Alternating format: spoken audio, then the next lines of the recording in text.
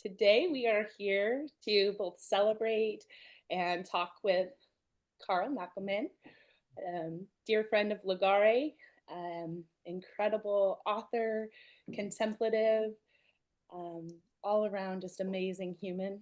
I'm excited. I imagine many of you know of his work, and some of you maybe are for the first time encountering it. But today, Carl has just recently published Read the Bible Like a Mystic, Contemplative Wisdom and the World. And so with that, we are going to dive into conversation with Carl. Um, Thank you for being here, Carl. Oh, thank you, Alyssa. It's a And delight, and thanks to everybody else. I'm thrilled at the turnout. This is wonderful. yeah, this is incredible. Um, will you go ahead and tell us a little bit about what brought you to writing this book? It's sure, it's a long story. Um, and for people who may not be familiar with me, I had a book come out in 2010, so about 15 years ago now, called The Big Book of Christian Mysticism. It's kind of like Stonehenge for Spinal Tap. It's really not that big of a book, but the publisher thought the normal sized book of Christian mysticism didn't have the same ring to it. But at any rate, I'm being silly here. This book came out, and of course, what happens? You publish a book, and you have to, get on the circuit and do podcasts and whatnot. And so I was doing some podcasts, and I got invited onto this podcast, and I won't say the name, but it was a podcast done by a liberal Protestant pastor. It was actually a video cast, so we were on Skype, if anyone remembers Skype. And so again, we were talking about the book, talking about mysticism, Christian mysticism, topics like that.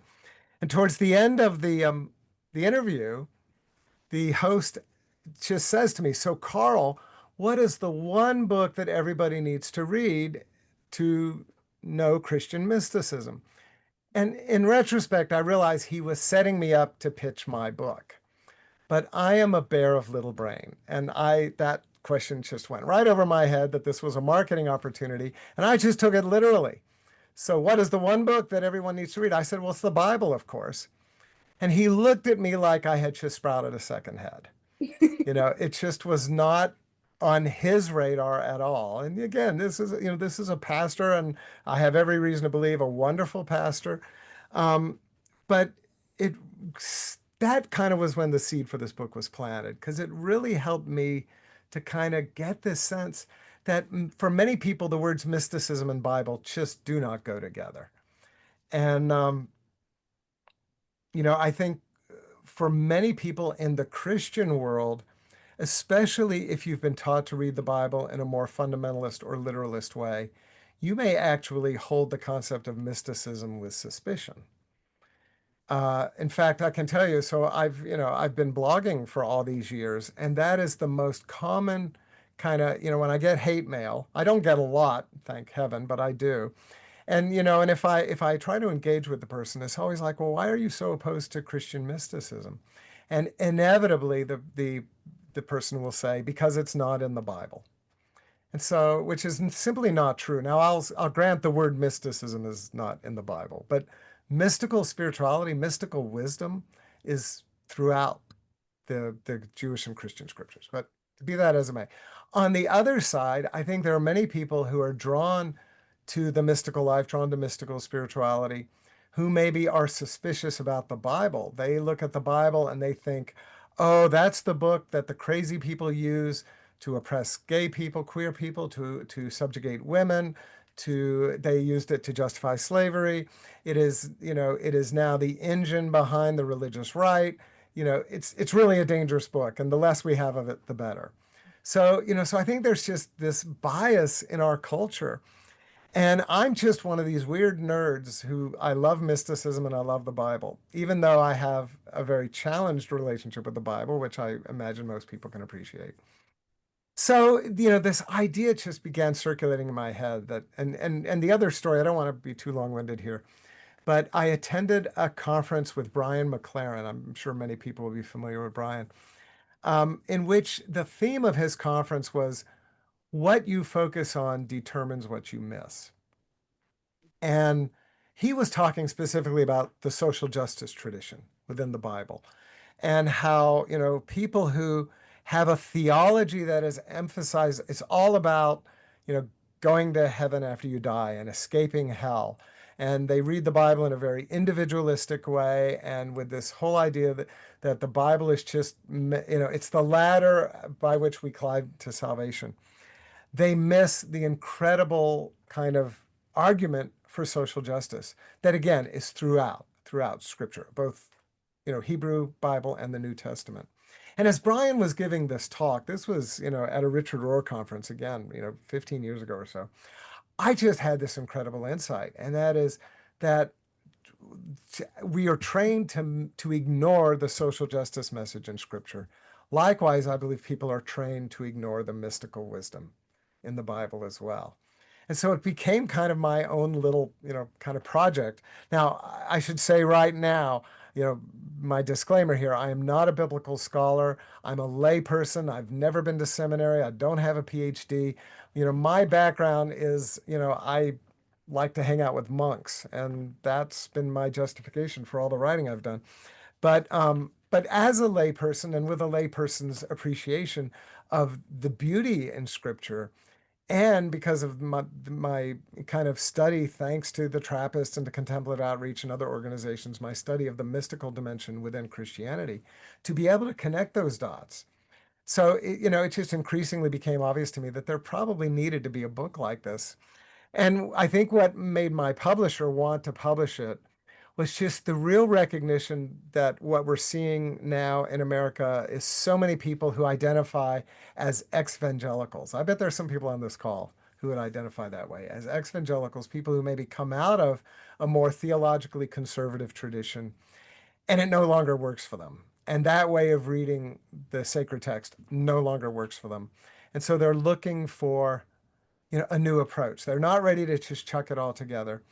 And so to basically say there is actually a long-standing contemplative approach to the text that can really give us an entirely new way of encountering the text and using the text for our own spiritual life.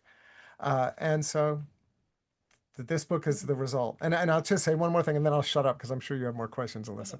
But again, I'm not a scholar. I make no claims to be a scholar. So my inspiration for writing the book was actually Thich Nhat Hanh's book, Living Buddha, Living Christ. I'm sure many of you are familiar with that book. It's one of the, it's funny, in September, it'll be the 30th anniversary of that book's publication. And I've just written for my Substack, like a 3,000 word appreciation for Living Buddha, Living Christ, and just what an impact it had on my life, my engagement in interreligious, interfaith, interspiritual exploration. But Thich Nhat Hanh is not, he's certainly not a biblical scholar. I think he is a Buddhist scholar. But so he writes that book totally from the heart. It's very much a gentle kind of, gee, I'm a Buddhist and I think Jesus is cool too. That's, kind of the message of Living Buddha, Living Christ. So the message of Read the Bible Like a Mystic is, hey guys, don't be a fundamentalist. So again, but written more from that heart perspective than necessarily an academic approach. So. That, yeah, it's just such an easy read, and there's so many little gems. I was like writing notes and I started to give up. There's so much richness in here. So I'm wondering if you could give us at this point in time, like, what is your definition of mysticism? Oh How would dear. you Okay. describe that? Mysticism is the silence between our heartbeats. Ooh. Mm. I just want to let that sit for a minute. Yeah. Mysticism is how our heart communicates to us at a level too deep for words. Mysticism is mystery. Mysticism is the silence that the psalmists tell us is praise. Mysticism is daring to relate to God as lover rather than watchdog. Mysticism is letting God woo us. Mysticism is seeing the Song of Songs as probably the most important book in the entire canon, maybe even more important than the Gospels. So those are just a few thoughts I would share. I love that. Just as you say it, it makes like I slow down and I dip into the body. And I can really feel, for me, that relationship in mysticism is it's alive within ourselves. And just as you said all those words, that came alive, really came online. Um, Hmm. you talk a lot about fundamentalism and kind of this stance against. Do you want to go into that a little bit? Well, okay. Well, and I don't want to be too dualistic here. Yeah. Because one of the things I think is that mystical consciousness is a non-dual consciousness. But but it's such an easy polarity to set up between contemplation and fundamentalism. So I'll grab the debate and I'll go with it.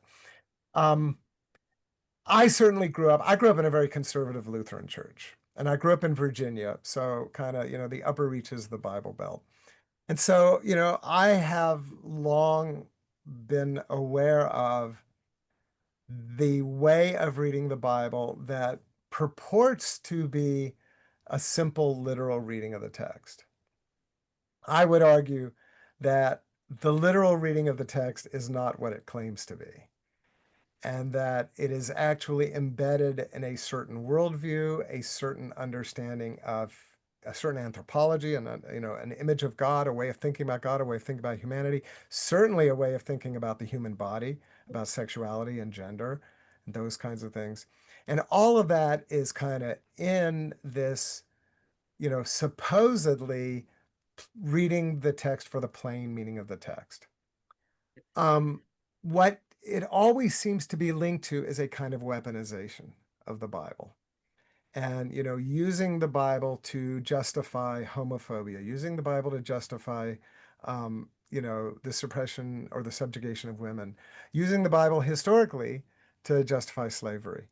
And so and then even getting into kind of narratives that maybe don't even have anything to do with the text, but that the Bible stands against communism, for example, the Bible stands against socialism, those kinds of things, which is manifestly absurd, but that kind of narrative is out there. And so I think it also tends to be married to a certain kind of authoritarian consciousness, kind of, this very patriarchal, very much, that God is the king and our job is to obey God. And then therefore it is appropriate that society and religion have that similar kind of pyramid structure. So it's really pernicious and it's really pervasive. And the thing that's funny is that when you start to look at the tradition of the contemplatives and mystics within Christianity, you find even back in the second and third century, writers saying, this text should not just be read literally.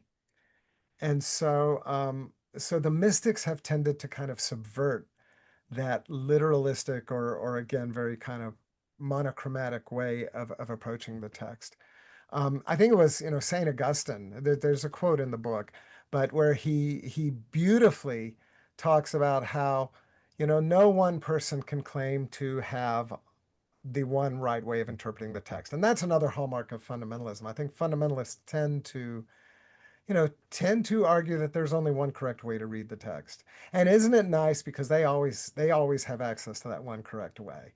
So, but the contemplative approach would be an approach that really acknowledges that this text is complex, it's nuanced, it is a text that was written thousands of years ago in languages that probably most of us on this call at most might have a smattering knowledge of. We don't know the culture, we don't know the social systems, the theological kind of presuppositions of the authors. There's that incredible dimension of just basic knowledge that we need to bring to the text before we can hope to even read it literally, let alone read it allegorically or metaphorically, which is again what the contemplatives are always inviting us into. So, now, as I'm saying this, I'm sure some people might be thinking, well, what you're describing is historical critical uh,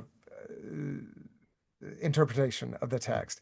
And, and what I look at, in fact, I kind of set up this model, and I don't know how accurate it is, but it worked for me, of kind of four approaches to the text.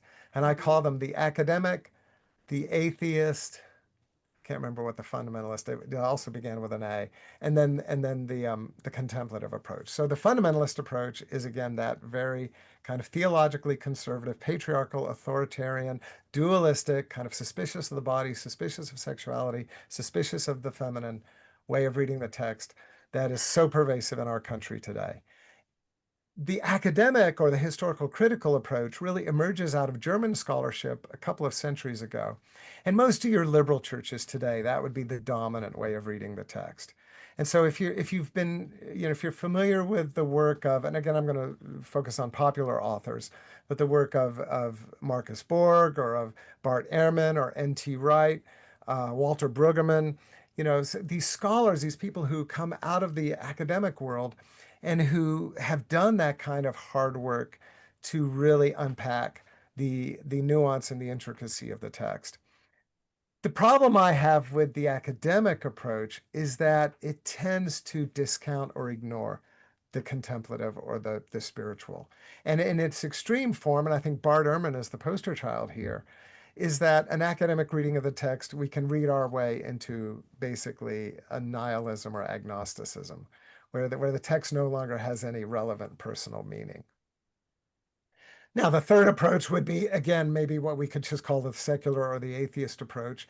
And the reality is that the secular or atheist approach doesn't want to read the text at all, but that would be the, very common perspective in our society today that says this text is obsolete, it's antiquated, it's been weaponized.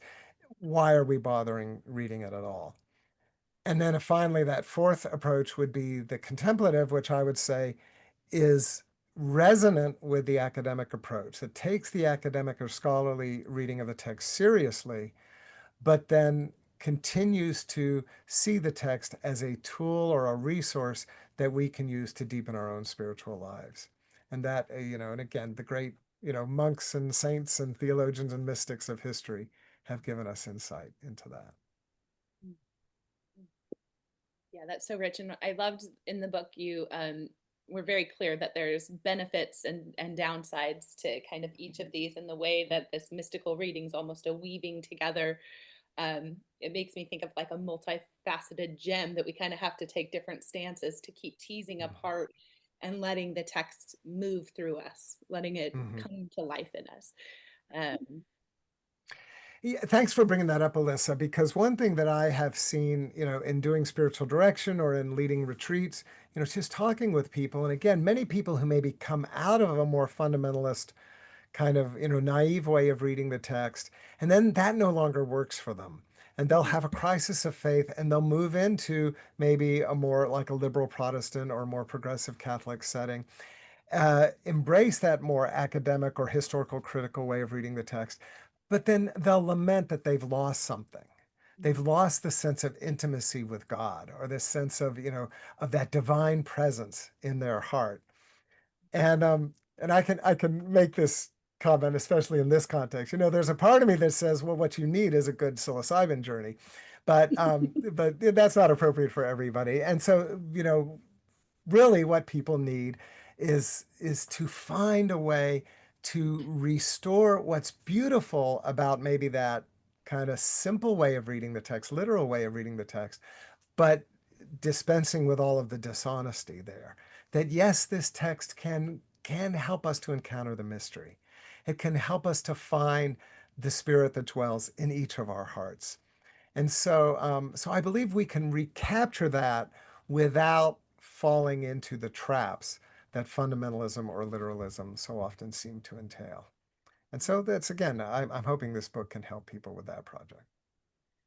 Absolutely. I think another really sweet thing from the book was you outlined different teachings from mystics across time, and you even brought in modern mystics. Who are some of the mystics that have, as you just think about that lightly, who have been most profound in your journey, modern or past? Well, let me limit myself to one because that could be a very long and involved answer. But and yes, in the book, I actually profile 12 different mystics and looking at how they particularly read the text and what we can take away from that as we try to have our own relationship with the Bible. But the one that I love the most, and she gets the most airtime in the book, is Julian of Norwich. People who may not be familiar with Julian of Norwich, she lived in England. She was an English woman. Her years are like 1342 to about 1412 or 1416. So she lived well into her 70s, maybe even a little bit older, which was quite a long life at that time, and lived during the bubonic plague. Uh, but what, and we know she had a very severe illness when she was 30 years old. Of course, she doesn't know what it was. She doesn't tell us. But that wasn't a plague year, so it probably wasn't the plague. It may have been something else. But then she adopts during her illness when she's 30. She has visions. She has 16 visions. And after that, she adopts a life, basically what we might think of as almost like a hermit-like life. She lives the life of a solitary person enclosed in a cell attached to a church in Norwich, England. And it was the Church of St. Julian. So Julian of Norwich isn't even her real name. That's kind of, it's like, I'm a member of St. Thomas More Church in Atlanta. So it'd be like my books being, Thomas of Atlanta. We don't know her real name. But she writes this book. She was the first woman to write a book-length manuscript that we know of in the English language. So she's of literary significance as well as spiritual significance. But this book that basically unpacks these visions that she has, and she works on it over a 20-year period. So it's very theologically nuanced, especially given that this is a lay woman in the Middle Ages who did not have any kind of formal theological education, and yet her theology is really rich. And one of the things that she does is she wrestles with the concept of the wrath of God. And what she basically says is, during my visions, I never saw any wrath in God. So she had these visions of God, of Christ, of Mary, even of the devil, very kind of garden variety Christian imagery. But then she interacts with all of these figures, and those interactions form the basis of her. Um, Man, I just had an insight. How is that not unlike encountering entities during a journey? So I suppose you could say, who knows, maybe she had some mushrooms, I don't know. But she was, she had this incredible experience, had these encounters, and then reflects on them. And so she reflects on the fact that she saw no wrath in God. And she talks about this, and she even does her own kind of journey of theological reflection. And where she lands is this idea that the conversation we have, the narratives we have about God being wrathful, and she doesn't use this language because this is modern language, but she says are basically projections, that we human beings project our anger, our wrath, our fear of wrath onto God, but that God, as she experienced God, is pure love, pure bliss, pure good regard and embrace, and that the idea of the wrath of God is just simply a non-starter. So, of course, as we read this, we know that the wrath of God is a fairly prominent theme in the Bible. And so, what Julian is doing, and she never says this as much, but what she is doing is she's saying, I am going to read the stories of my faith through the light of my own experience. And that where what I see in the Bible disagrees with my experience, I will continue to trust my experience. That was radical for the 14th century. And it is still controversial, certainly among conservative Christians to this day. And Julian goes on and on. I mean, she's almost like a broken record, where she says, I do not want to disobey the church. I do not want to be a bad Christian. So she is wrestling with the tradition as she received it, the teachings that were presented to her, and then the authority of her own experience. And what I think we can take from this today is not necessarily that we can just do away with the entire history of hermeneutics or of biblical scholarship and that every one of us gets to interpret the Bible as we see fit. I don't think that's the message here. But I think the message here is that our experience matters. experience of God matters. Our sense of how God is present in our heart, in our bodies, in our lives matters. And when we find that our experience kind of there's a disconnect with the Bible, it's not really a good practice to then just try to do violence to your own experience, to silence your own experience. And I think that has been a common kind of theological strategy in the churches. And so, and I think a lot of theologians today, queer theologians, feminist theologians, post-colonial colonial theologians, a lot of theologians are beginning to really wrestle with that question that we can only read scripture through the lens of our own experience. And yet here Julian was doing it 650 years ago and doing it as a layperson. So what I see there is a big, kind of permission sign for lay people, well, and clergy too, to bring the authority of your own experience to your encounter with the word. So Mhm. I think that's just such a huge shift internally. Everything yeah, becomes so much more alive when we have kind of permission to explore that more deeply, believe it, trust it. I had a few notes just from the section on that Julian reading. Um, will I be able to hear the voice of God? Just like, how do we slow down to listen for this in life? Um, she had said something about these holy conversations when she's yeah, reading and listening, that these are the holy conversations with God. And she had such faithfulness in that. mm, And the other one I really loved, um, can I read this through the eyes of love? And sure, of that course. might have been slightly before that, but you asking an invitation to read the Bible through the eyes of love, and that Hmm. just struck me deeply. Hmm. Um, Hmm.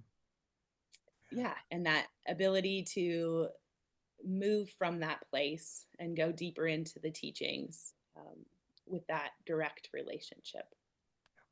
Yeah, yeah, Um, let's see. I think you kind of covered these different lenses, but if there's anything else that was just such a big piece for me, and you talked both about kind of the different approaches for viewing it, but also you brought in the ancient quote from Egyptian mystic Origin, and that hmm described it as literal, moral, and mystical. But for hmm me, that was such a meaty sections of the book, was these different ways, and I just wanted to see if there was yeah. anything else there that you'd like to talk. Well, yeah, let me touch on, yeah, now we can talk about that very briefly because again, those words kind of, they don't mean today what they meant in Origen's day.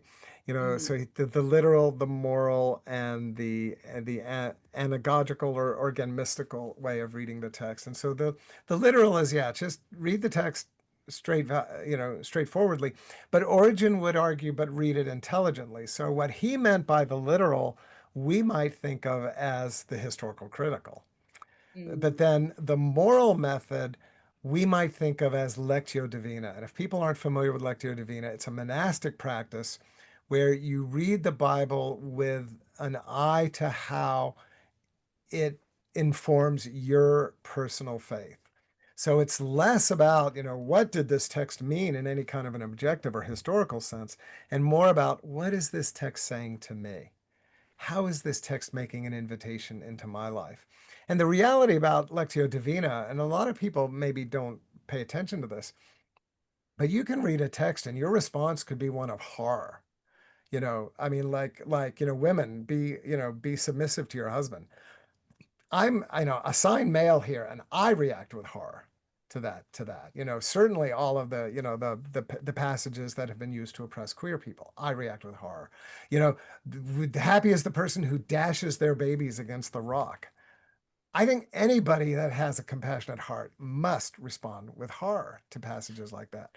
So one of the things that Lectio forces us into is to being honest about what we find when we open this book. It's not all bunny rabbits and sweetness and light. It's not all happy, clappy, mystical experiences and everyone singing kumbaya. There is a lot of, what is it, as Phyllis Triple called them, texts of terror.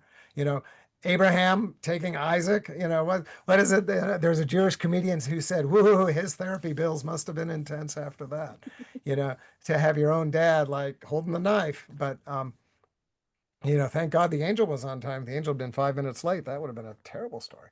But So the moral method is not, oh, I read the Bible in order to be a good person. The moral method is I read the Bible to find my own mores, my own relationship with the text. And then finally, this idea of the mystical approach, and that is to look for kind of the message beneath the message. And so once again, I think the problem with that is that we have to bring a certain kind of interpretive kind of touchstone to how we read the text. And so my argument, and you touched on it, Alyssa, is that if you want to read the Bible like a mystic, you have to read through the eyes of love. And that, how is this text helping me to have a deeper relationship with love, a deeper relationship with the God who, the one time the Bible defines God, as it says God is love. So love with a capital L, love that is conscious, the love that loves. And if you have that kind of as your interpretive touchstone, then the mystical method is looking for hidden messages to support or challenge or otherwise shape us as we grow in response to that love. So that's origin. The other sorry, I got a little frog in my throat. The other story that I just would love to mention, and again, it's a Brian McLaren story. And it's a story I heard while I was on a conference call with Brian about a year ago. And he told this story, and he was flying somewhere, to give a talk. And he's on the plane, and it turns out there's a rabbi sitting next to him, and she and he strike up a conversation. He finds out she's a rabbi, she finds out he's a Christian author. So they get to talking about spirituality and so forth. And at one point, the rabbi says to Brian, "There's one thing I just don't understand about you Christians." And he said, "What's that?" And she said, "Well, you seem to think that there's only one way of reading the Bible. Mm. That, it's like there's one right interpretation, and then everything else is in error." And she said, "Jews just have never had that approach to the text." And the phrase she uses, and I quote it in the book, for Jews, the Bible is a bottomless well of meaning, or an endless well of meaning. And Mm. that any one text could be interpreted in a many varieties of ways. And so I find that very freeing, and it really does invite us again to bring the authority of our own experience to bear when we face this text, and then to trust our experience, to trust when we struggle with something, when we don't think it's okay that the text seems to be giving a sexist message or a homophobic message or a pro-slavery message or anything like that. Yeah, trust your experience there. So. I love that deep well that's just continuously giving. And that's one reason maybe these texts survive so long, is that Yeah. there's so much richness. And I think sometimes of like the spiral path of spirituality, of like we keep visiting different things, and we can read something one day and pull from it a certain meaning or something that's so important to our own opening and awakening. And then another day we visit, and then it's another piece that comes from that story that's working on us. In Zen, there's something called koan work, and in a way, it feels almost like, how do we treat this like something that's alive within us and speaking to us, this conversation with us. Um, Oh, Fantastic.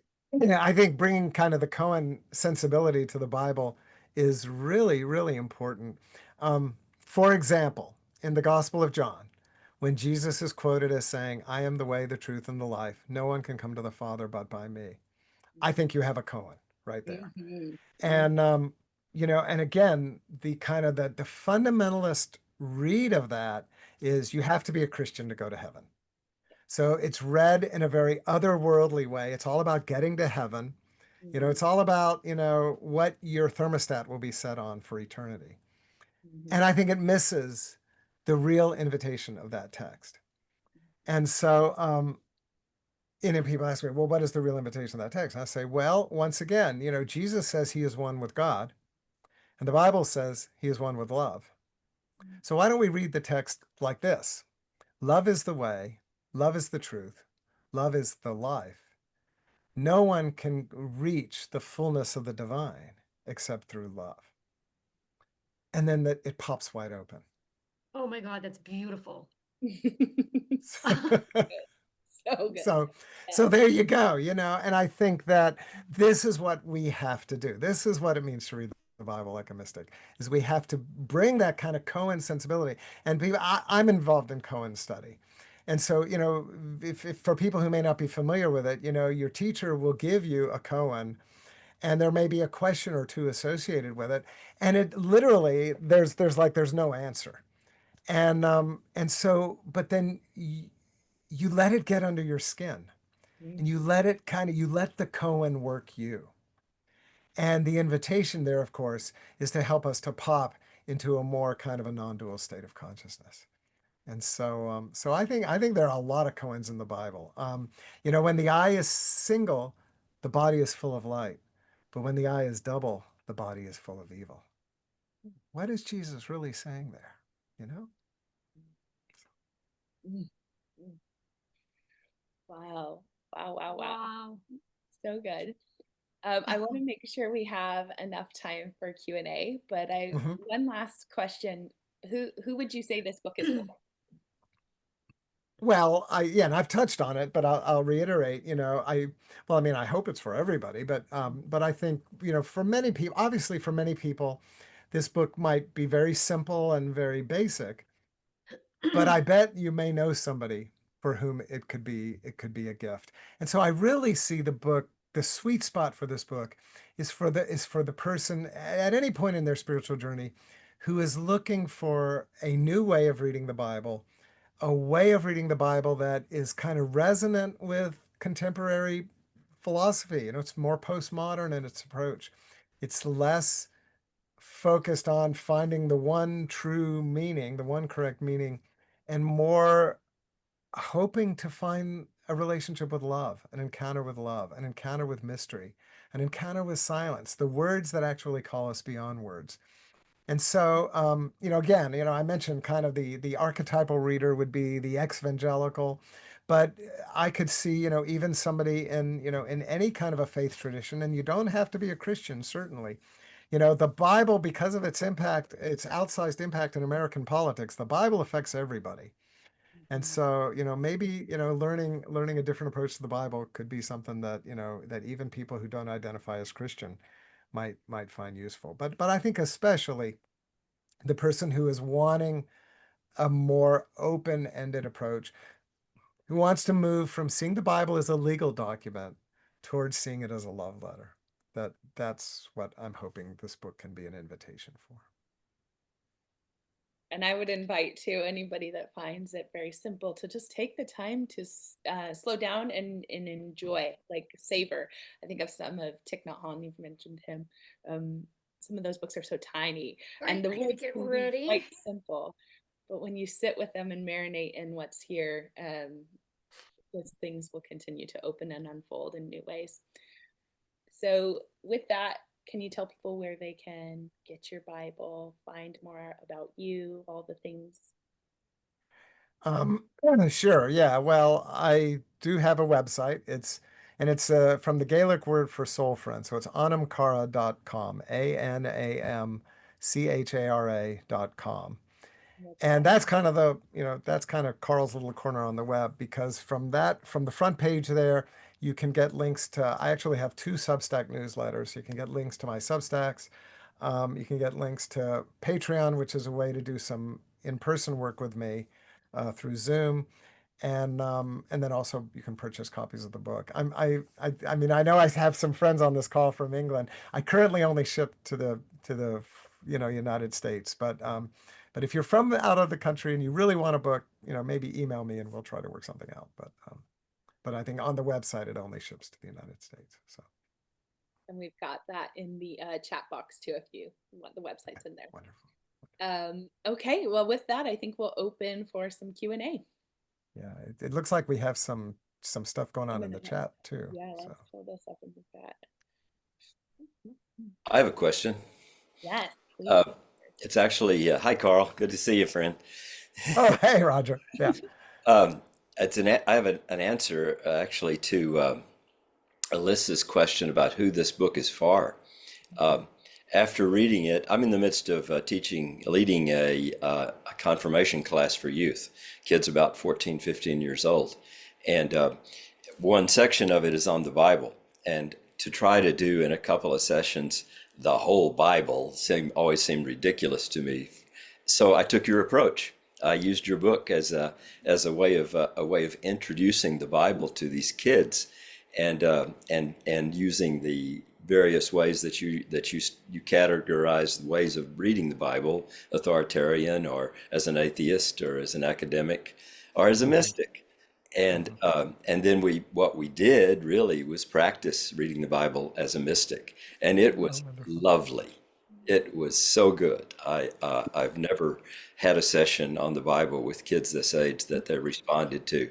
I mean, reading Song of Songs and them getting this erotic sense of what's going on. I mean, like, whoa, they're blushing, and like, this is a way of loving God, not just each other, but loving your lover, but loving God. And they got it. They got it. So thank you. You made my teaching task much better.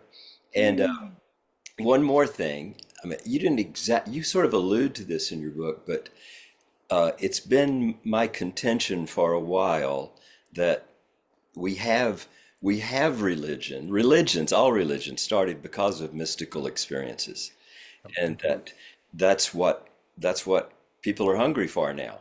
That they don't just want to read about the mystical experiences of our forefathers and foremothers, and those are interesting, but uh, we're looking for ways to experience that ourselves, and that dovetails nicely with reading the Bible like a mystic. Yeah, Thanks, yeah, brother. yeah. I appreciate it. And also dovetails so beautifully with the mission of Ligare as well. I mean, yeah, and just to very briefly, I don't want to make this about me, but so I was involved in an LSD study a couple of years ago, and it was an anxiety study. I was in it for therapeutic reasons, but of course, I have this total God experience. And so afterwards, I reach out to Hunt. I go Google online who in the Christian world is working with psychedelics, and Hunt Priest pops up. So and he and I had a wonderful conversation about how sacred plants support the mystical. And like you said, Roger, the mystical is the foundation of religion. And so I think for so many people, this is why, I mean, I know many people approach psychedelics like I initially did for therapeutic reasons, but I think, the fact that this is filling that gap, that we've created a culture where we locked mysticism up in monasteries. And there was kind of this idea that no, the ordinary person doesn't need to mess with that. And so we live, it's funny, we talk a lot about food deserts, well, we live in a mystical desert. Our culture is a mystical desert. And I think one of the reasons why sacred plants have become so important for so many people is because it's an irrigation system. So, thank you for that. Thank you, Roger. Thank you, Carl. David, well, I see your hand up.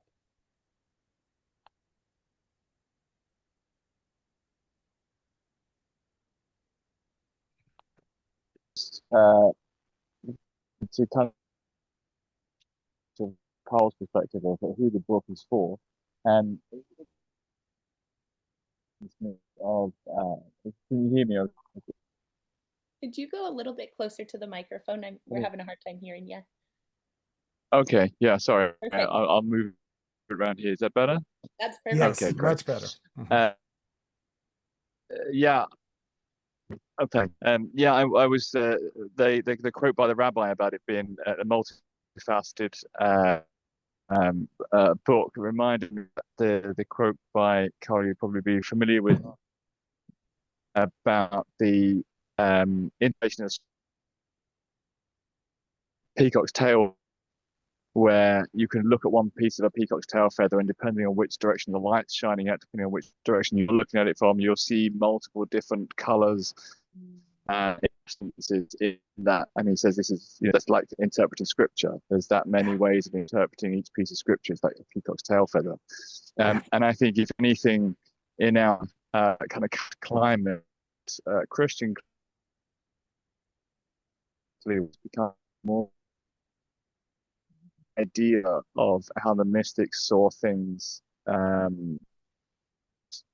multi-perspective, like a multiverse.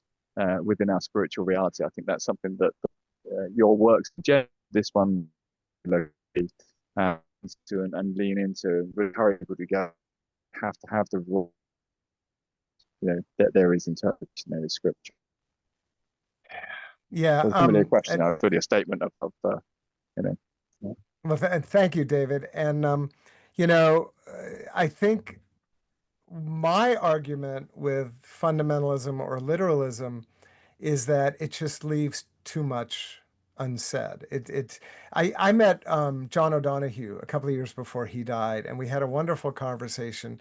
And while we were speaking, John said, you know, the problem in our society today is we have too many unheld conversations. And this was like in 1998 or 1999. And I said to him, well, what do you mean? Give me an example. And he said, well, for example, uh, we don't have a robust conversation between Christianity and Islam. And he said, and I think this is going to cause tremendous damage. And, you know, you can imagine those words were ringing in my head the morning that the planes were flying into buildings. And here we are 20 years later, and it's like we still are not having that conversation. So having a robust conversation between Christianity and Islam, or between Christianity and Buddhism, or between Christianity and and um, politics, Marxism, between Christianity and queer theory, queer studies. Yes, it's happening in some places in the academy, but it's not happening in society at large. And, you know, and my argument with the fundamentalists is that they actively want to prevent those conversations from happening. And so, you know, so I think this is, again, one of the reasons why I'm thrilled to be associated with an organization like Ligare is that I think, you know, obviously we're organized around our interest in and work with sacred plants, but also the attitude that, you know, this is a place where the free exchange of ideas can really happen. And this is what we need. And so, yeah, you know, reading the Bible in a multivalent way is an important first step on what is a very, very essential project, I think, for the future of Western civilization, not to be too grandiose about it. But I think that's what we're dealing with here. So Yeah. Yeah. it's good seeing you, David. Thanks. Yeah, you too, Carl. Speak soon.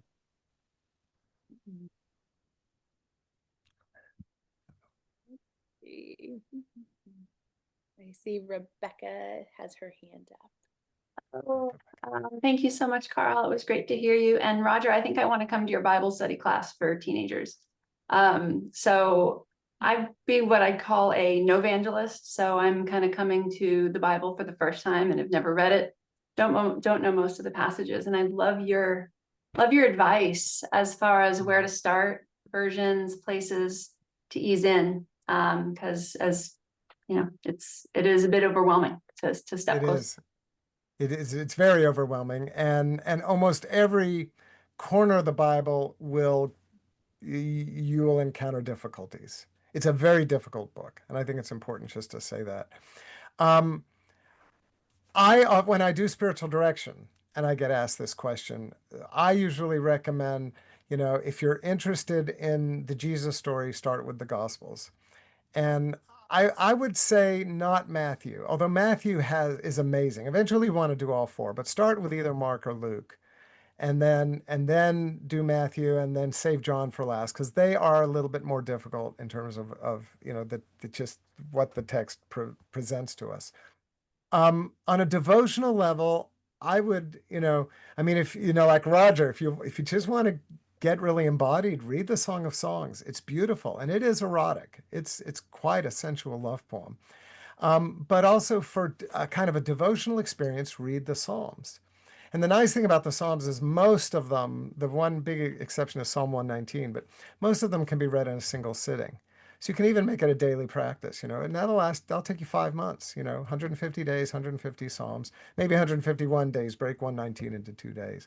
But the reality is if you read the Psalms, you will encounter all the problems. The Psalms have cursing verses in them. They have, you know, dualistic thinking. Even the very first Psalm is very dualistic, Psalm number 1. So you immediately run into the problems of the text, but then you also run into passages that just soar with beauty, that are so eloquent and so lovely. And so, so it's a nice way to really kind of train oneself in what works for me in terms of prayer, what works and what doesn't work. So that's the other thing I would say, just as a hermeneutical principle, is, trust your own gut, trust your own intuition. And if you're finding that a passage is really, freaking you out, that's worth paying attention to. And that, the other thing is to find a really good commentary. And I really love the women's Bible commentary and the queer Bible commentary. Now, obviously, I'm not a woman, but so you don't necessarily have to pick a commentary that just aligns with you, but pick a commentary that can stretch you a little and that can help you to see the text through somebody else's eyes. And so I think that can be a wonderful way to begin to untie the knots of some of those more difficult passages. So, and Genesis too. I mean, the thing about Genesis is that, it's like the old joke, Shakespeare's full of cliches. Genesis is full of a lot of stories that you'll recognize, Adam and Eve and the Noah's Ark and the Tower of Babel and, Joseph and his brothers, et cetera, et cetera, et cetera. But again, there's a lot in there that is difficult. So there's some real cultural familiarity, but also a way in which it could be challenging. So I hope that's helpful. Yep, thank you. I think we've probably got time for one more question if anybody's got one. Did see one question in the chat. Is it true that in Buddhism, a koan is also an aid to meditation? Liz, if you want to play with that too, but I'll say that it's certainly in my experience, although the koan that I'm working on right now is so difficult. When I meditate, I try to put it aside. But so I think you can look at it both ways. But yeah, I think a koan is really meant to open up our experience of meditation. So yeah, similar. I would say my experience has been that koan study amplifies my meditation practice, and meditation practice amplifies my koan practice, and really that piece for me within the Christian tradition of just like things aren't fixed, that there's this that the koan study helped me really dive into mystery and wonder. So curiosity comes very alive in the practice, and so then I can bring that into scripture reading or meditation practice and everything just a little bit more spacious and unknown. Yeah, thanks. Here. Yes. All right, I don't see any other. I have a Oh, question. yes, please. I can't Allison. figure out how to raise my hand. You did it the On right way. here. That's how I do it too. I'm like, I can't find the button. Trying to find it.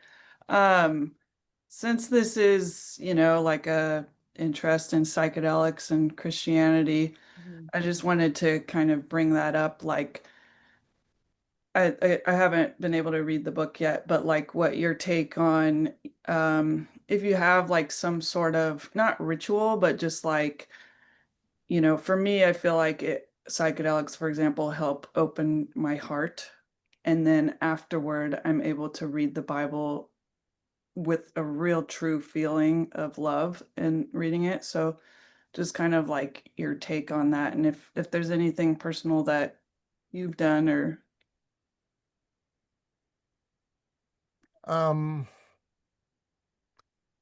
Yeah, I don't know that I have an easy answer to your question. But speaking personally, so I do have a relationship with sacred plants, but I have an even longer relationship with centering prayer. And so I think that obviously there are a lot of legal issues and all that, and sacred plants are maybe not right for everybody. I think a centering prayer practice, a practice of intentional silence offered as prayer, is something that everybody can engage into. And even some of the things that medicine does. It's funny. I know Ron Cole Turner's on this call, and I'm reading your book right now, in Mazel Tov, and I'm at the passage where you're talking about the neuroplasticity and the neurogenesis and those amazing things that psychedelics can do for the brain. I think that contemplation does some of that too. There definitely contemplation helps with neuroplasticity. It's just it works at a much slower pace, but it still has some of that same benefit. So, intentional silence can be a way to open up our heart and our mind to see things from a different or a new perspective. And so I think for anybody who is struggling with your image of God, struggling with how to make sense of maybe things that you were taught about God that don't necessarily connect with your own personal experience, that being willing to move into a kind of an intentional discipline of silence can be a tremendous, tremendous blessing. So I hope that might be helpful for you as well. And it's also, I would say, persevere. I think mysticism, we live in fast food nation, but mysticism, and somebody wrote a book. This came out a long time ago, but the book was like, have a mystical experience in 30 days. And I thought it was a terrible title. I wanted to write a book that called Have a Mystical Experience in 30 Years. But because the reality is that the mystical life is a life that unfolds over time. It is a life that is anchored more in eternity than in temporality. And so when we move into that silence, we move into a touching of the eternal. And so to have that kind of openness, that openness that the Spirit can surprise us in ways that we cannot imagine. If we could imagine them, they wouldn't be a surprise. And that meditation centering prayer can be such a tool for doing that, as can an open-hearted way of reading this text. So that's helpful. Mm. Well, thank you so much. And I am noting we are at the hour. I think that we can stay around for a little bit more conversation. Carl, if you've got time, if you've got to go, we'll wrap up. But again, here's Carl's book. Please check it out. And I know Hunt also put in the chat box, if you've not seen, we've moved to a membership model and we have an amazing and thriving community that's come together. Some of you are on there and some of you are not. But please check out the community as well. And thank all of you so much for being here today. Thank you again, Carl, for taking the time to chat with us. As always, an absolute pleasure to see you and be in space with you. Wonderful. Thank you, everybody. Thank you. And I can hang out for a few more minutes. So I was kind of looking through the chat to see if there's so much going on there. So, somebody talked about, trusting Jesus Christ's experience. And I think that's a lovely sentiment. But I think my response to that would be, we don't have immediate access to what went on inside Jesus's mind. We know his teachings and we know his story. But what we do have access is the Spirit who is present in our hearts. The Bible is very clear that the Holy Spirit is poured into our hearts. And so I think if you want to trust the experience of Jesus, which I think is a good Christian thing to do, begin by learning to trust the Spirit who lives in your own heart. So that would be my response to that. So, I think I love that you touched into that quiet to be able to hear it. It's so important. So important. Yeah. And our culture militates against it. These things, my casual acquaintance friend, James Martin, he calls those weapons of mass distraction. And I think there's a lot of truth there, so we all need them. They're a wonderful tool, but they do come with a cost, and learning how to turn it off is a real important discipline. So. Thank you so much. I'll tell you, I alluded to this earlier, but I'm somebody with a long-term relationship with anxiety. And I thought we'd have 20 people today. And when suddenly there was 50 or 60, and I mean, Bill Richards was on the call. I was like, okay, I got to breathe through this one. I was so grateful for you, Alyssa, because I knew you would have a grounding presence and that, Thank you, because I was sitting there, I was like, maybe I need to figure out how to change my view so all I see is your face, and then I won't also think about that part too. And me and technology, and I couldn't do that, and so I was like, okay. But how wonderful! What a engaged group too. This was fantastic. Yeah. Oh, Hunt, anything that's emerging for you before we wrap up? Oh no, I had the same thought about, because you never know who's going to show up, and just incredible gratitude for how this is coming together, and the Yeah. people that are engaging, and just the amazing gifted people that are part of this. Everyone on this call is part of this movement, and some of us have different roles in it, but it's a communal experience, and I think it's really important to Christianity. And I think the Christianity that we're talking about is really important to the psychedelic community.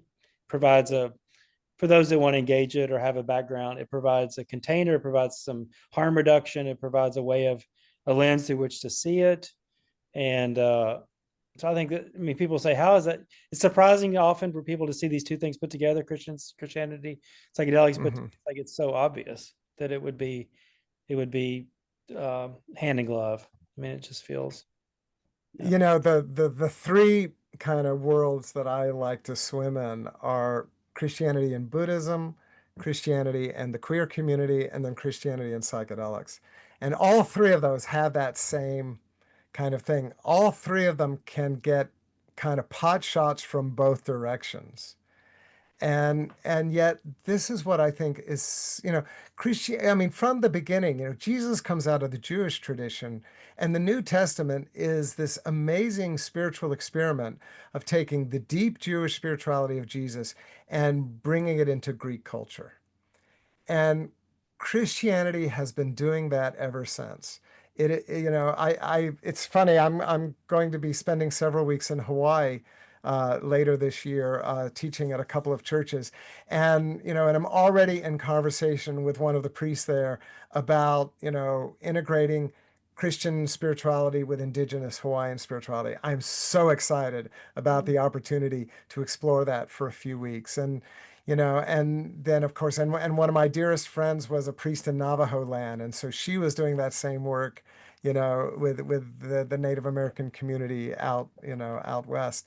And so the reality is, when, like, the word Catholic, with a small c, not a big C, but with a small c, it means universal.